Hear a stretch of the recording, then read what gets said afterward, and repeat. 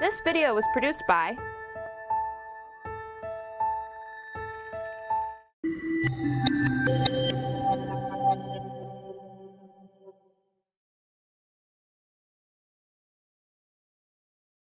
I'm coming through loud and clear up here, aren't I?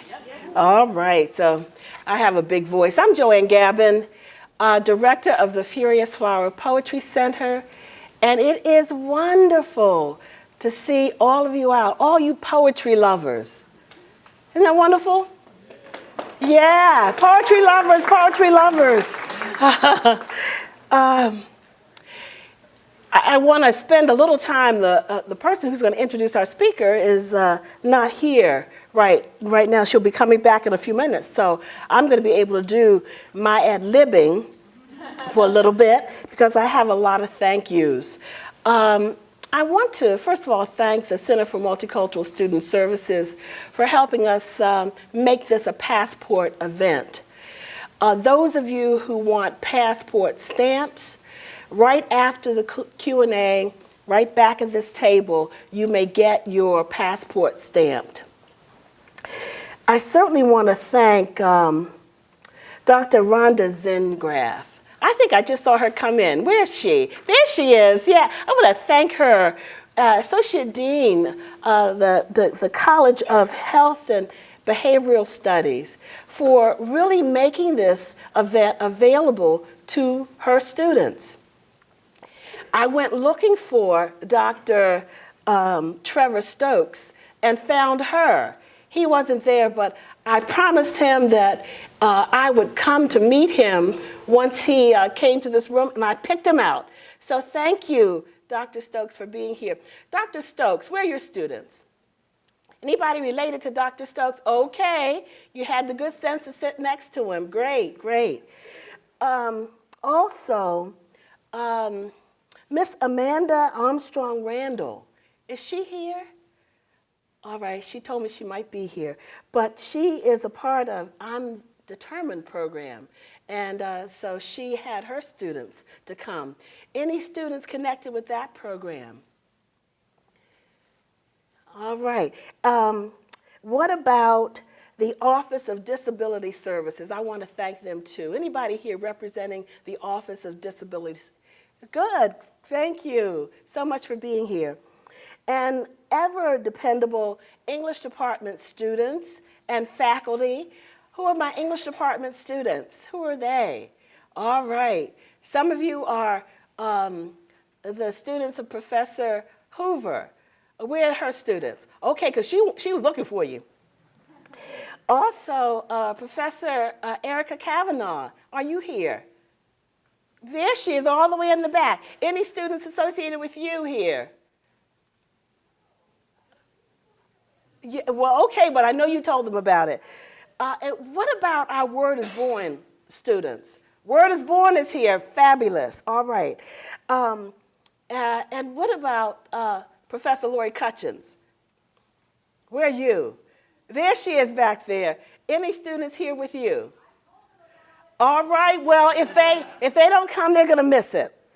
Well, thank you all, professors, students, staff members for being here. And community members, I see Stephanie Howard here from the Sims Educational Center. Thank you for being here, Stephanie. First of all, just a little housekeeping item. Please, if you have cell phones, cut them off at this point. And so there won't be the ringing and the noise. I want to say that this is wonderful to have Kamilah Aisha Moon here. I've known this lovely woman since 1998 or 99, when I met her at a College Language Association conference in Baltimore. And I also knew of her through a special friend, my best friend, Judy Thomas, who is related to her family. But I have watched her career over the last 15, 16 years and have been extremely impressed with her becoming a writer, a poet, academician. And you'll hear more about her in just a little bit. So it is wonderful to have her here. She's been with us in very significant events. She was one of the readers for the Lucille Clifton Memorial, 73 Poems for 73 Years. She was also here for the most recent Furious Flower Conference, and she was here 10 years ago in 2004 for Furious Flower 2. So she is no stranger to us here at James Madison University. So, without further ado, I have lived long enough to get our person here who's going to introduce formally Kamilah Aisha Moon. Thank you all for being here. There will be a Q&A section after she reads, so please, as you're listening to her, jot down your questions so that we will get right into your questions as the reading is over. So thank you again for being here. Yes. Welcome, Elizabeth Hoover. Good afternoon. I just wanted to announce if folks are here as part of the Passport event, at the end of the reading, you can go to that table to get your stamp. I'm very honored to be introducing Kamilah Aisha Moon. In her poem, Watching a Woman on the M101 Express, she begins, "I can't stop looking." There are times when the gaze can be destructive. It's an assertion of power or ownership over another person, or a means to shame someone. But other times we look away because we want to avoid responsibility. We are uncomfortable with difference, and we use the ruse of politeness to justify our turning away. Moon writes into these places cloaked in unnecessary silence, places we are taught to avoid. In She Has a Name, Moon looks with love and intelligence and then narrates with compassion the complexity of her family's experience and many families' experiences with autism.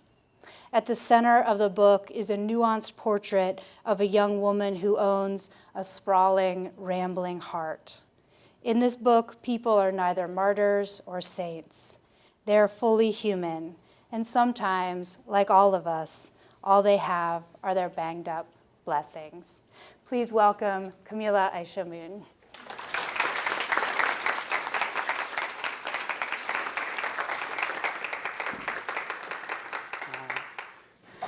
Good afternoon.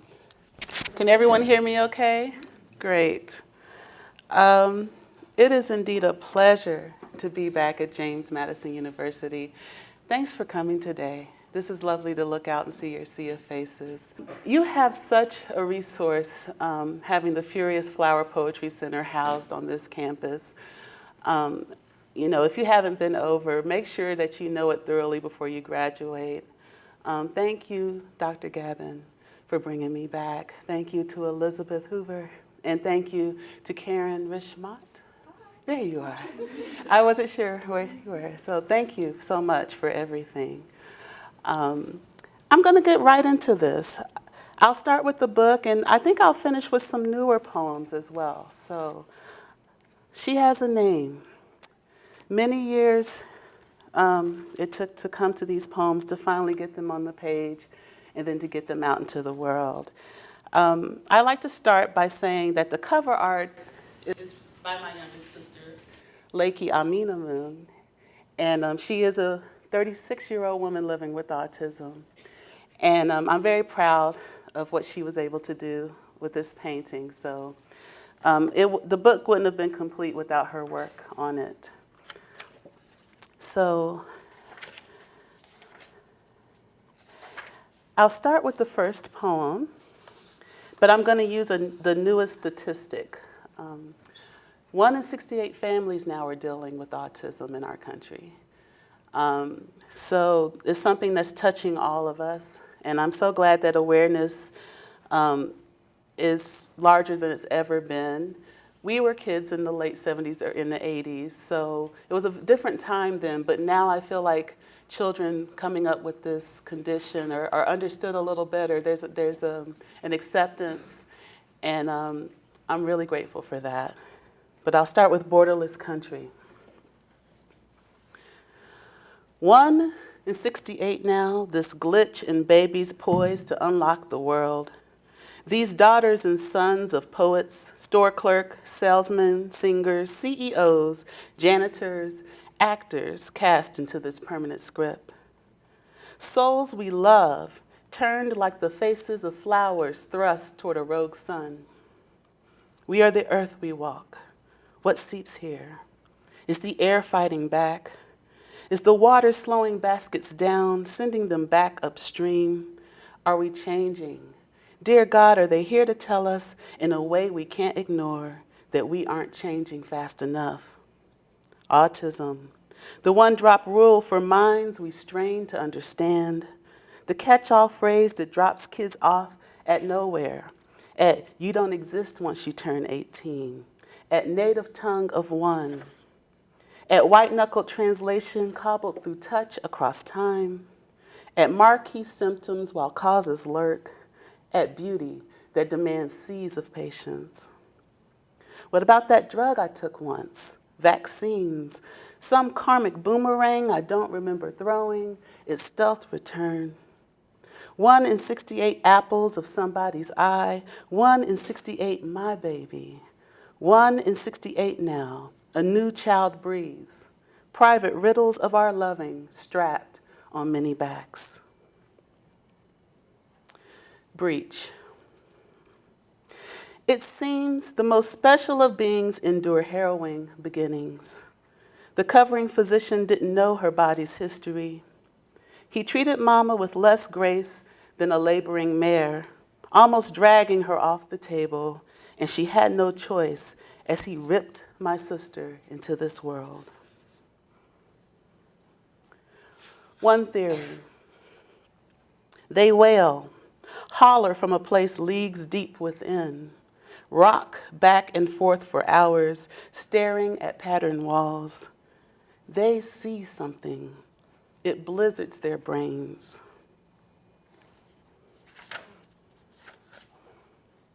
Parents. Each year we depreciate.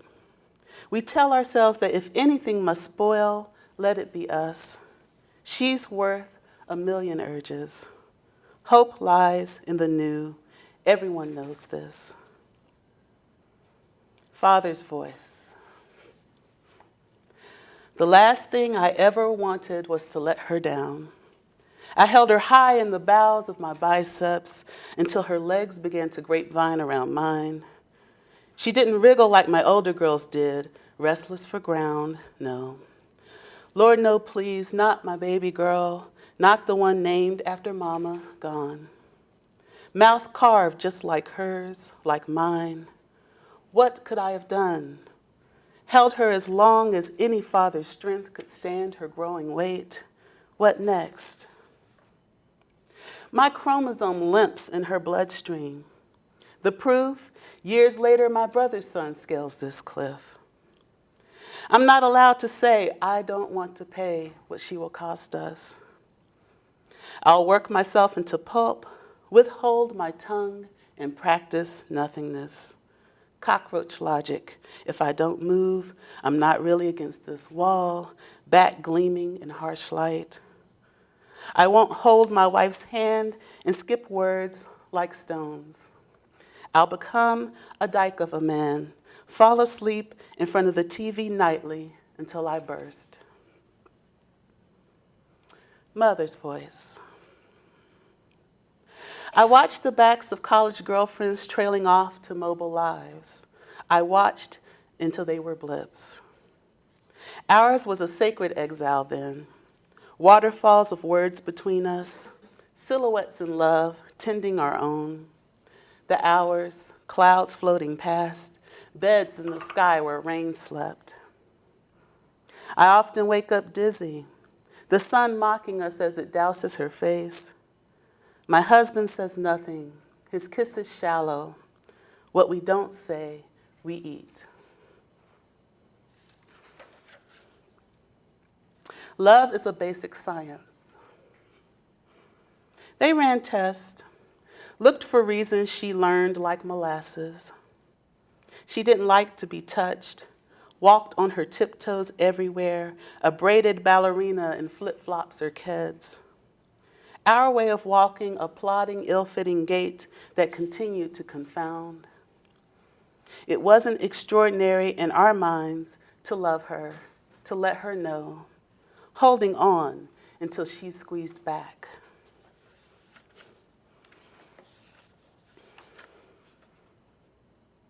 Memory in the Park. I included this poem because people try to say that, well, I guess one of the conditions of the illness is it's difficult for people with autism to express themselves emotionally. And it was like that during her younger years, but you keep working and there are breakthroughs, and she's able to express herself now more than she's ever been able to, and it's a beautiful thing. But this was like one of the first cracks in that. Memory in the Park. Swinging was the closest thing to flying then. Pushing off a little harder each time, we sailed above the monkey bars in the first tier of maple limbs. I remember the day when she swung back and forth unattended, beaming as giggles rode the wind shotgun with her. I saw her pleasure naked. I saw it.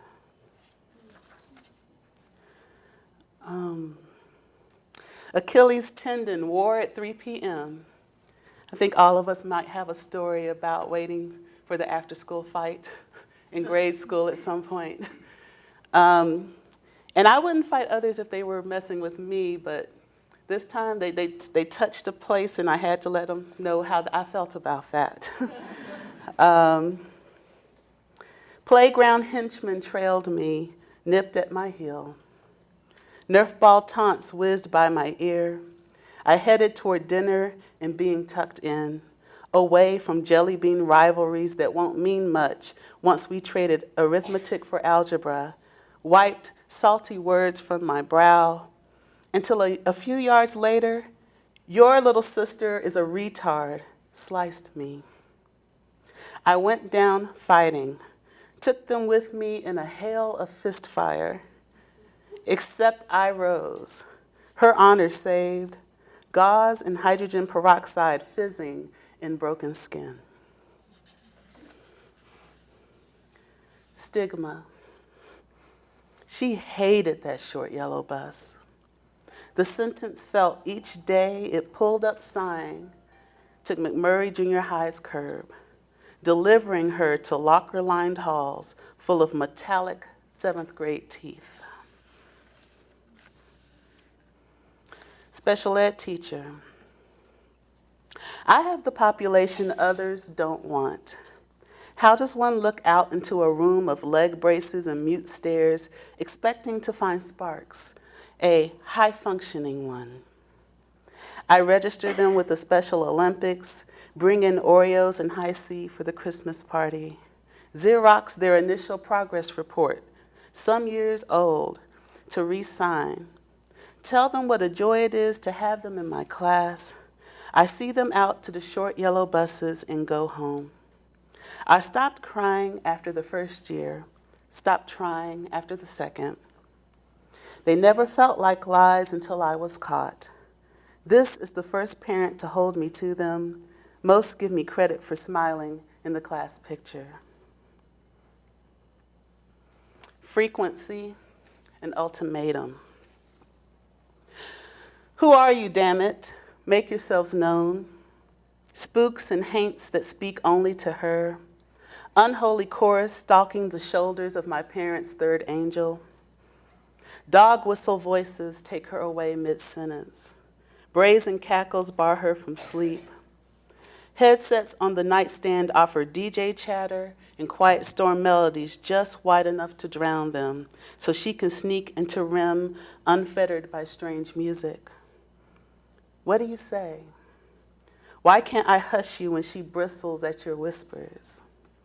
decoding crest and trust that wash past our ears. I must somehow tune into this station on the mental dial where she listens to heavy air my comprehension can't weigh. I wish my love static interfered with magnetic tongues luring her from herself. Find another mind or else.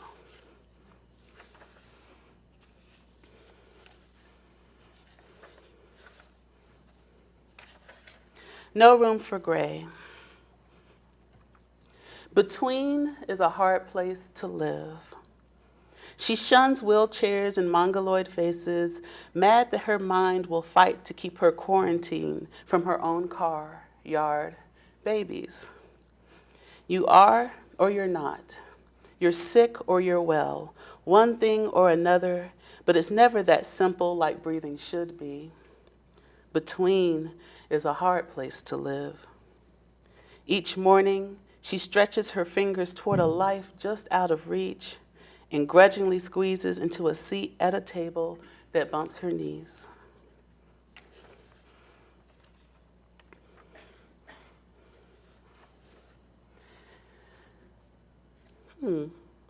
Mother. Sometimes I wish she didn't know as much as she does. I hate knowing that she imagines another life too. What kind of boys would my left-handed fashion maven have brought home? What campus would we have lugged boxes to? She fixates on news, gossip, sings songs of all kinds, enjoys a good cocktail. Her peach cobbler and casseroles taste better than mine now. I collect clues like foreign coins she can't spend. Airport scene after her first solo visit. She wanted to fly like us, experience peanuts and ginger ale at 35,000 feet, rent metal wings and hurtle through the sky, free to defy autism's gravity and simply be the passenger in seat 13E. She was coasting, a look ma, no hands smile resplendent on her face. My fear shortened her ride as I led her by the hand to the front of the line, telling the attendant to keep watch, that she is different. Why did you do that to me? Bruised but standing, she turned to exit through the gate, her flight home a lesser altitude.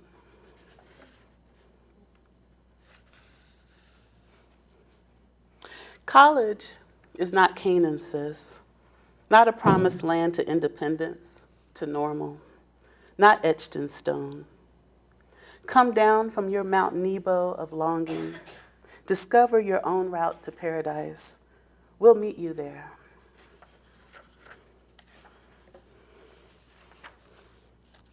Let's see here. Directions. Don't drop your sister, ever, especially when I'm gone.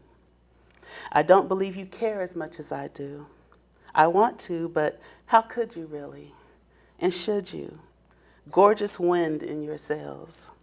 But I need you to carry her, to want to carry her. Hold her hands on both sides, crossings ahead, swift and brutal.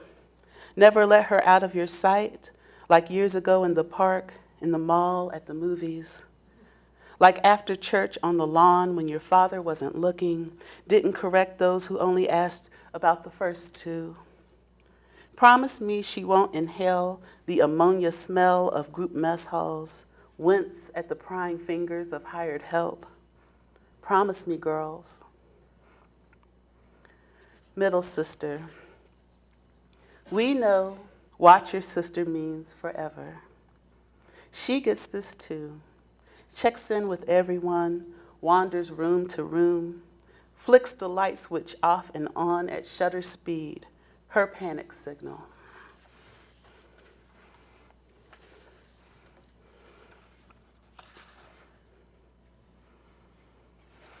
Mother's voice.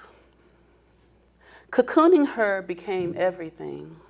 Cocooning means agreeing to become a shell. After cancer recurrence, cells hobbled by chemo that has since been banned, side effects becoming front and center effects, we share a phantom cord, now a two-way lifeline. She tethers what otherwise would float apart.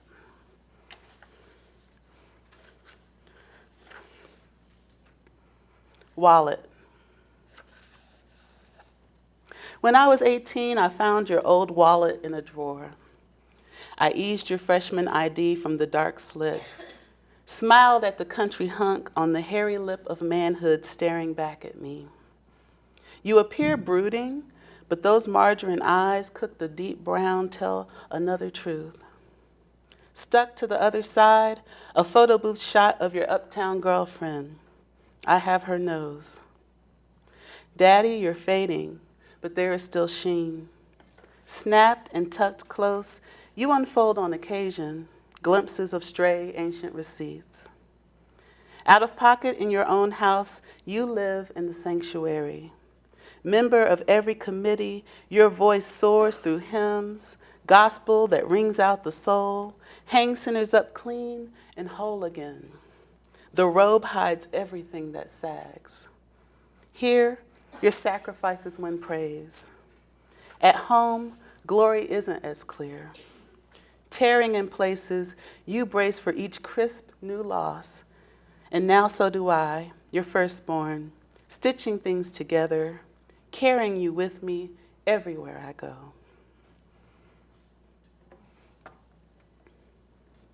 Weekend trip home.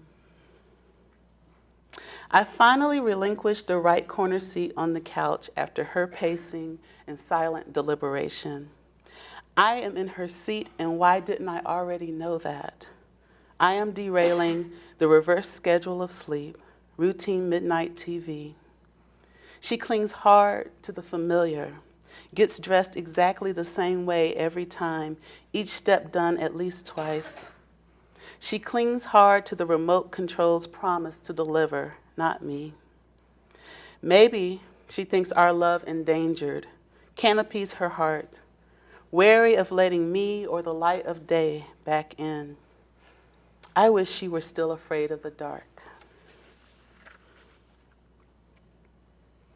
Waving, they stand behind the screen as they always have. Sacred sentinels. When did it happen? The soul dry rot, the end of heavy breathing, the loss of their first names. Their bones and the arthritic dogwood limbs brace against each other in the yard, wavering in January wind without blooms. Each visit home frays me, the price I pay for being able to drive away. And since you brought this up in your lovely introduction, Elizabeth, watching a woman on the M101 Express. I'm from the South, I'm from Tennessee. And going to New York was this big, huge curve and learning another way to live. And yeah, the subway and the bus system, quite a revelation. For anyone who's ever visited, you know what I mean. You sit in a hard blue seat, one of the ones reserved for the elderly or infirm, a statue of need. Your mouth open as if waiting for water or medicine, as if mugged mid-sentence or some ice age hit right after terrible news. Oblivious to the metro's bump and buck, to the toddler begging in Spanish to be freed from her stroller, to my ogling, you sit embalmed, raccooned or moosed. You have the kind of eyes that never quite close, even in deepest sleep, lids an undersized t-shirt that leaves belly exposed. Tears navigate moles, veteran swimmers of your creek bed face. I can't stop looking. You can't get over whatever has happened, so shell-shocked that birds could land and roost. I want to ask just so you know someone is paying attention, but not enough to know what ravages. It's rude to stare. I'm from the South, a suburb where grief pulls the shades first, stays home if indecent. but your sorrow struts 4 rows down from me, strands you an astronaut on some distant, undiscovered moon. Bodies to your left and right read papers, nap, send text messages. You sit in a hard blue seat, mouth open. I study the pink of your jaw and wonder if you'll come back before your stop comes.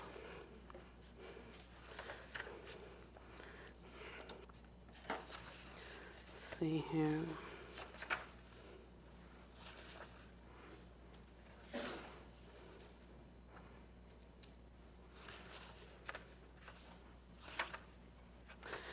Tailspin. Somehow between the blurring of wings, nesting, settling on branches that snapped like twigs, a tumble began. Their black bodies plunged through a gape in the side of a crumbling house.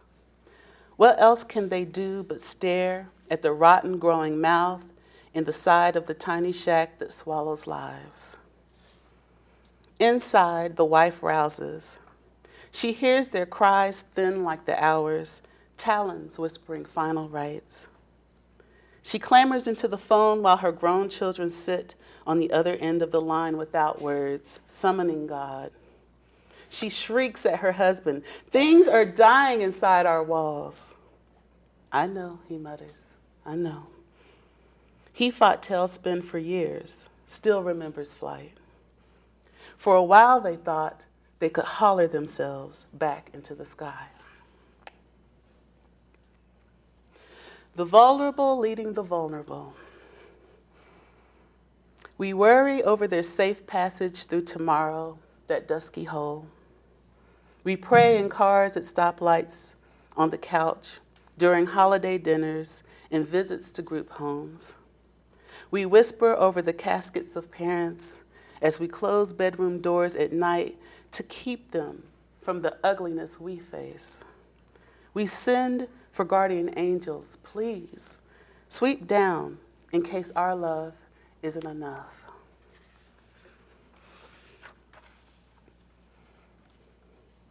Dust. Don't move this dust. My grandmother, scratched upright, older than all of us, has always anchored this corner. Unplayable, tuned to scales that can't exist, now a weight keeping yesterday's pages from flying away. Everything's moving, turning into things we don't want or recognize. Don't budge our world or move this dust.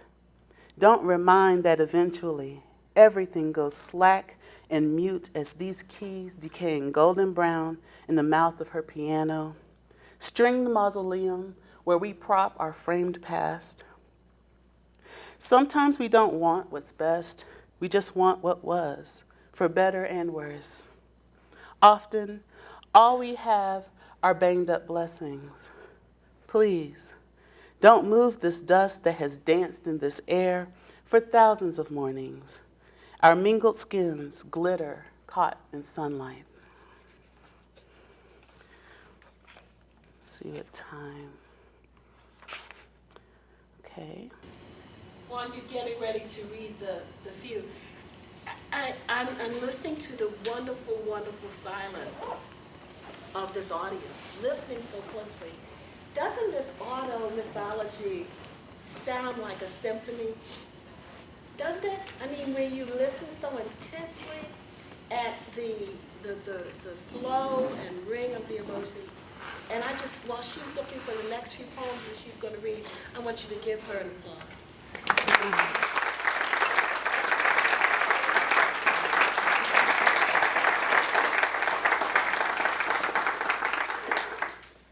Thank you. From the book, I think I'll end with A Superwoman Chooses Another Way to Fly.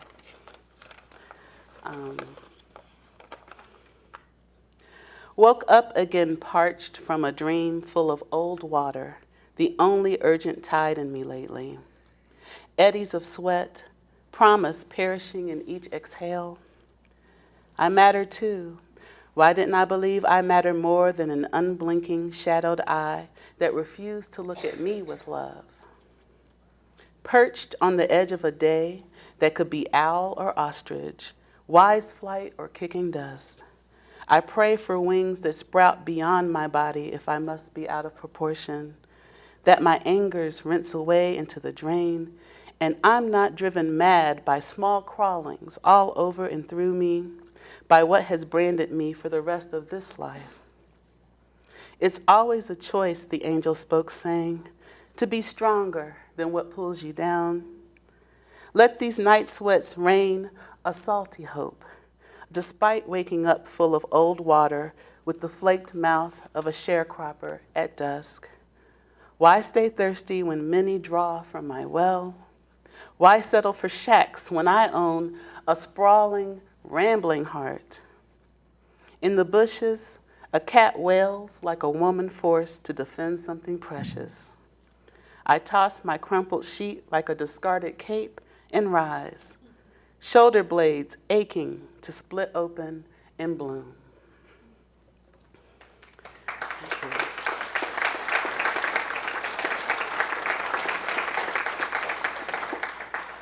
So the last two poems I'll read are concerning current events, recent events in our nation's, I want to say history, but it feels ever present, unfortunately. Incidents of police brutality unchecked that have happened in our nation. And so I'll read one that was a response after the Michael Brown non-indictment. And then the second one was a response after Eric Garner's, the policeman that choked him was not indicted as well. So this first one's called The Emperor's Deer. 1. Their noises make you think they are crying or suffering. They have learned to bow. Even the fawns bow, centuries of bowing in their blood. They are not considered wild. Precious pests litter parks with dung, take over the roads. Sweet nuisance worth saving, thinning these herds is a last resort. Once a capital offense to spill their endangered blood. If you run out of food, they will walk away unless they are still hungry. Anywhere else they are eaten. They are so used to humans, it is scary. 2. Our cries are heard as noise, our suffering considered natural. Native citizens, we are not free to roam or deemed sacred like Japanese bowing deer protected as messengers of the gods. Nara, Japan is known for its temples, shrines to Buddha. America is known for its churches, segregated Sundays. This is not Nara, Japan. Hunted, it is always open season. The sight of dark skin brings out the wild in certain human breeds. Bowing, hands up, or any other gesture of surrender makes no difference. They slay our young and leave them in the street, expect us to walk away and wonder, after centuries, why we are not used to this. Grieving masses treated like waste, filthy herds thinned at will. 3. To be clear, this is America and we are not deer. We are not deer. We are not held dear here.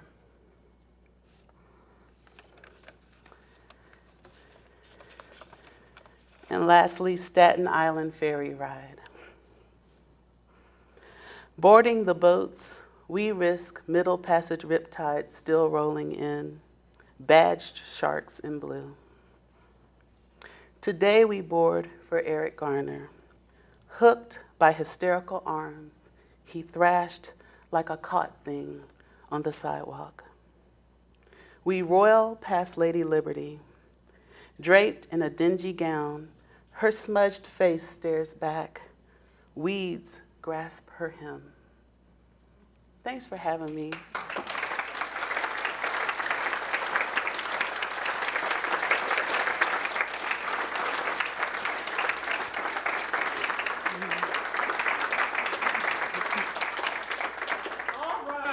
gave you a warning that you maybe were writing down questions that you would like to ask.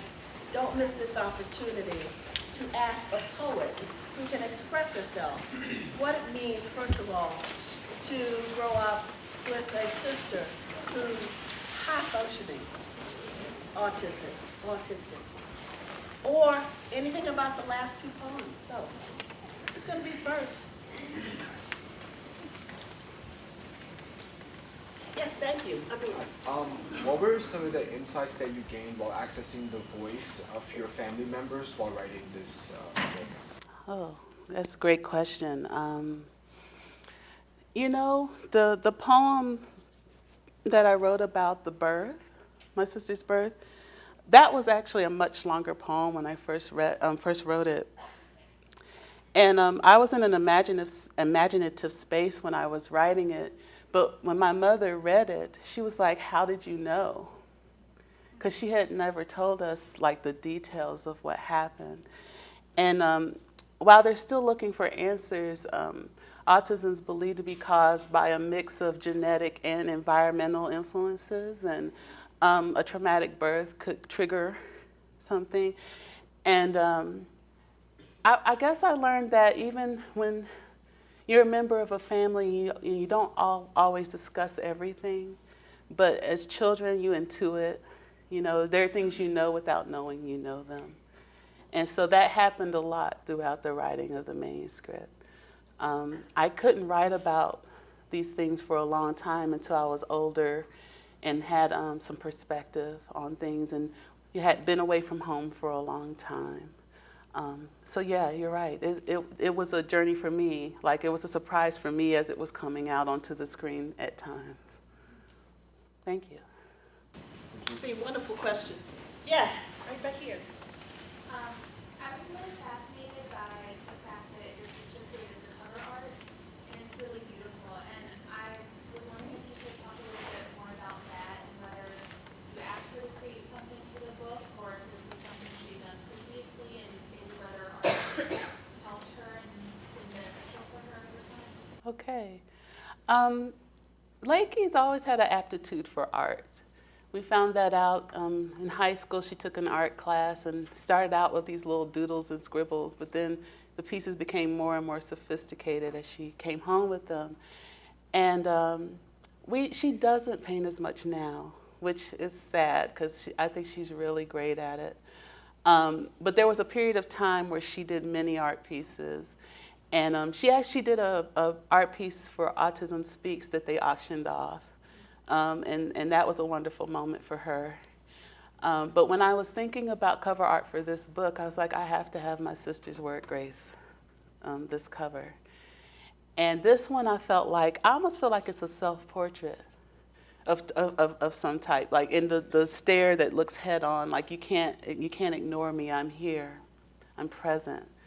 And I was like, this is the image. And then the designer of the press, 4-Way Books, we sat down and he came up with a couple of different renderings, and the image repeated like that, I thought was the most powerful one to go with. So I thank him for, that inspiration to decide to do that. So, and I thank Lakey for saying yes. Yes, Karen, before you have to leave. Oh, no, I'm not. Oh, okay. I just want to mention that the books are available over here on the table in the back of the room. Good, thank you. These books are available for you to purchase. I hope you do. Young lady in the white, yes. What was your family's reaction to having this book published? Ah, yes. I come from a very close-knit family and very loving family. And I was so happy when reviews started to come out that every reviewer seemed to note that all these poems were written from a place of love rather than judgment. And I think that response also helped my family's response to the work. I'm not going to say it was all rosy. My mother's a very private person, so we had some convos. And even now, there's a handful of the poems that they're necessary to the book, but if they were sitting here, I'm not sure I would have read them. You know, it's just hard, you know. But again, the outpouring of support, and my mom and my father. My father is a singer and was an artist at one point too, so he kind of understands. And he was like, "You have to say what you need to say." They've been great, and both of my sisters have been great as well. I'm not quite sure what Lakey fully understands from each poem, but she's been to a few readings, and I always introduce her as the artist when she's present. She gets up and does her Miss America wave, you know. But yeah, it was hard initially, but it's been great. Yes. Your poetry is flourishing with metaphors, and I was wondering about your process when you're writing. Do the metaphors come to you like epiphanies when you're writing, or do you have to sit and explore how you like to illustrate an idea with like a lot of time? It's pretty organic. I've had friends tell me, like, "Can you say that plain?" Because I just kind of naturally speak in metaphor. But yeah, I mean, going back, you know, things come out, and then they might come out several different ways, and then finding the best way that it was said and keeping that in the poem is definitely part of the revision process. Mm-hmm. Talking about metaphors, I love that cocooning metaphor. I just love that one. Also, the image is very touching to me, the image of your father holding up Lakey, and her legs not moving like yours would move. It just touched me in a very special way. I'm sure that maybe that's one of the poems you probably wouldn't read in the presence of your dad, because how much is this child going to cost me? Yeah. You know, that's really, really hard. Yeah. Yes. Hi, my name is Mia. Thank you for coming. So I actually have a really young cousin who has autism and an older cousin who has Asperger's. So although our experiences are different, I know how hard it is sometimes. So my question for you is, was this hard for you to sit down and write some of the times, or was it more like cathartic, like finally getting it out on paper, all these emotions and stories? Thanks for your question. It was both. There are moments where it was hard, and I'd start something and then have to put it away, and then come back. And then there are moments like, okay, it's said, it's out there. You know, I think one of the things poets do when we write, you know, claiming a truth, you know, so that it doesn't have power over you, I think is a big part of that. So both things. Yeah. Yes. The first poem you read, you mentioned you were using current statistics. I was just wondering what was the statistic when you first wrote it, and what year was that written? So the first statistic was 1 in 150. That's the one that's in the book. And I turned in this manuscript for publication at the end of 2009, and it was, not 2009, 2011, sorry. And then it was published in 2013. So there was a 2-year span there. Mm-hmm. But I guess in turning in the manuscript, you know, yeah, that it could jump that much in that short amount of time. Yeah. Let me see the hands of people in this audience who know an autistic person. Oh, wow. Yeah.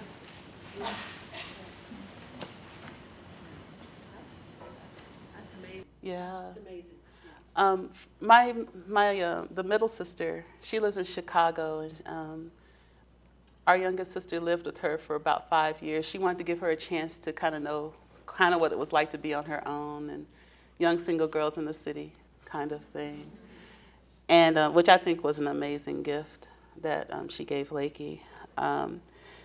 But I also loved that she had a buddy while she was there, and I love the young woman, Chrissy, that became her buddy, and that would come, and they would go out and get mani and pedis and go to a movie and things like that. And she's close, we're close now. We went to Las Vegas for her wedding last summer. And I think sometimes people think, oh, if someone has a condition, they don't know how to deal with them, and so they kind of back away, or they're kind of weird or awkward. It's like people, talk to, you know, talk to autistic people like they're people, because they are, you know. So yeah. Yes. The poems in which you allude to your mother's battle with cancer are incredibly powerful, especially when you describe looking at her through the cracked door and she's sobbing. That really hits you. And coming from someone who's dealt with a household dealing with the factors of autism and cancer combined, could you talk a little bit about how those come together? Because I feel like they have a really profound effect when combined. Yeah, I used a little bit. Yeah, he says, talk about how you deal with the fact of someone in the family with autism and cancer, and how do you deal with the combination of illnesses coming together? My mother's an incredible woman. I often marvel at how she's been able to balance so much and to deal with illness and somehow keep going. But I do believe, because in the other poem, Directions, where it says, I don't think you care as much as I do. And I think she's also like, I'm the best one to handle this. I think that helped her fight. I'm not going to leave this to anyone. I'm going to make sure she's okay. My mother is a 22-year survivor, which is incredible. Many of the people that were in her support group when she first had the first surgery are not with us and haven't been with us for a decade. So I think that just sheer will, and she can be a bit feisty too, kept her going. But no, as a daughter, you help as you can, but you know that most of that's going to rest. And my father helped as well, but I think traditionally the onus of keeping a family together and keeping everything running falls on the mother, the wife of the family, and I just applaud her. I hope to be half the partner or and mother if I get that opportunity that she's been to us. There's one poem where you talk about the whole situation, and then you say, and then I drive away. Can you talk about that, how you feel about leaving your parents with this situation? Yeah, that poem, I guess I was writing it from the perspective of being like a young person your age, going off to undergrad, to start my life, in a sense. But the reality is we belong to each other, and it isn't a full leaving. You know, when we have to say goodbye to our parents, she's going to be with me or my sister. You know, we're going to be in this forever. Thank goodness, you know. But yeah, that actually came from that image of going. I was home for a weekend visit, and I left, and to look in that rearview mirror and to see them in that doorway, and almost like a trap moment.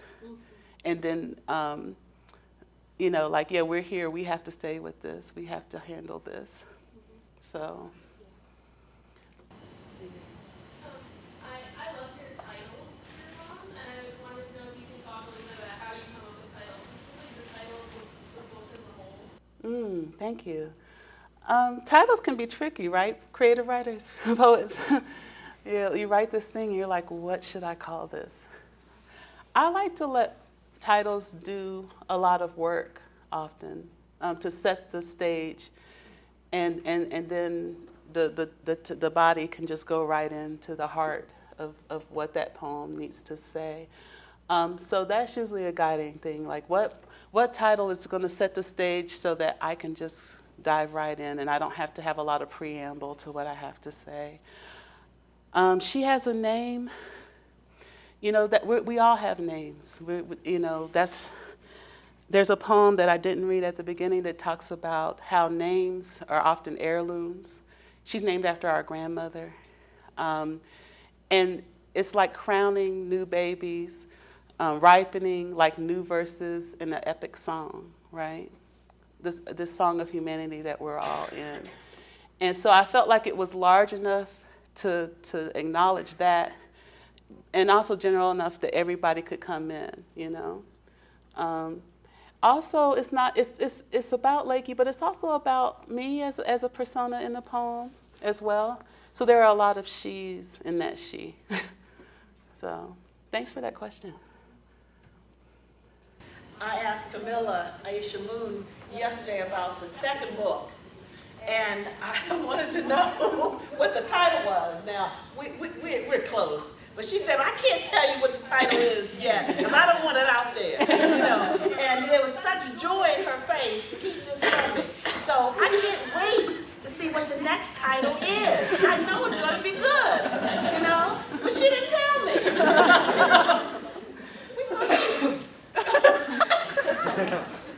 All right, we have time for just maybe one more question. Anybody with a burning question? Well, not burning. Anybody else? Yes, thank you.